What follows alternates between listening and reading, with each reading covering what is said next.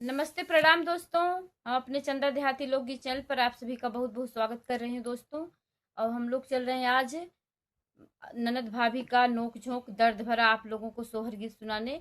तो आप लोगों को अगर यह मेरा सोहर गीत अच्छा लगेगा तो आप लोग लाइक शेयर सब्सक्राइब जरूर करिएगा मेरे चैनल को, और अपना प्यार दुलार आशीर्वाद दीजिएगा दोस्तों। तो चलिए सुनाते हैं। अगने में खाड़ी है ना नदिया ते भौजी से आरज करे, भौजी से आरज करे हो। भौजी एक ही लालन जन मवती सोहार हम गाइत सोहार हम गाइत हो। भौजी एक ही लालन जन मवती सोहर हम गाइत सोहर हम गाइत हो। यतनी बचन सुनी भौजी जहर बोलिया बोल जहर बोलिया बोलाई हो। ननदी तोरा भैया बाट नीर दैया दर दिया ना जान दर दिया ना जानाई हो।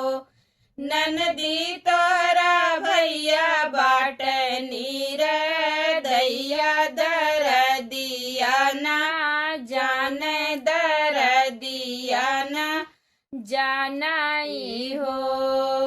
एतनी बाचानी सुनी ननदी त भैया से रज कर भैया से रज कर हो।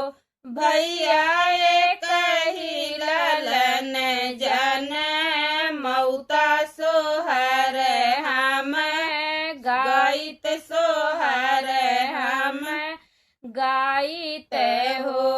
भैया एक ही लालन जन मौता सोहर हम गाइत सोहर हम गाइत हो।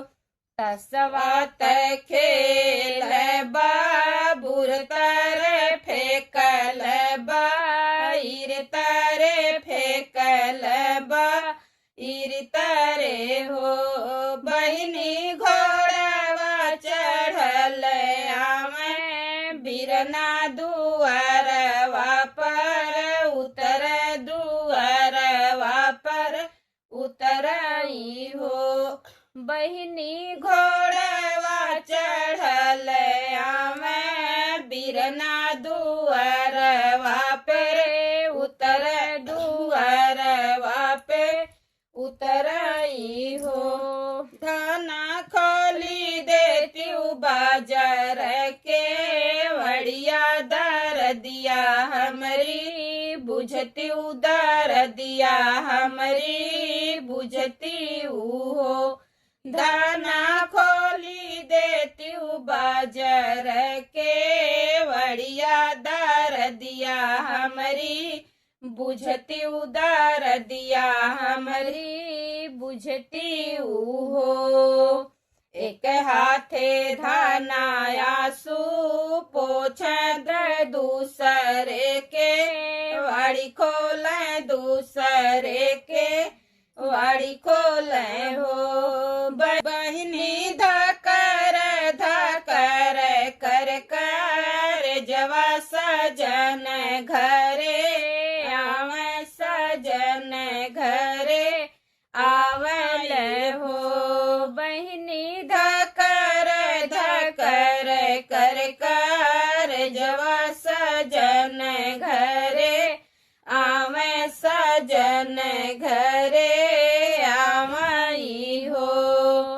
हंसत बोलत बड़ा निकला गे नदी के भैया संगे नदी के भैया संगे हो। बहिनी हम रोजे दे हैं गढ़ू आइल त दिन दिन पियर भैल दिन दिन पियर भैल हो।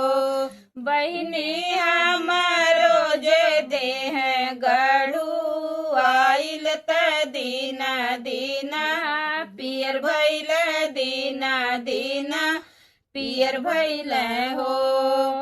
आठवां महीनावा के बीतत नावा के लागत नावा के लागत हो। बहिनी हो तही भोर भीनु सरवाल लाल नाजा नम लिहल लाल नाजा नम लिहल हो। बहिनी हो तही भोर भीनु सरवात लाल नाजा नम लिहल बालुआ जा नम लिहल हो। बहिनी बाजे लाग आनंद बाधैया ना नदिया गावे सोहर ना नदिया गावे सोहर हो। बहिनी बाजे लाग आनंद बाधैया ना नदिया गावे सोहर ना नदिया गावे सोहर हो।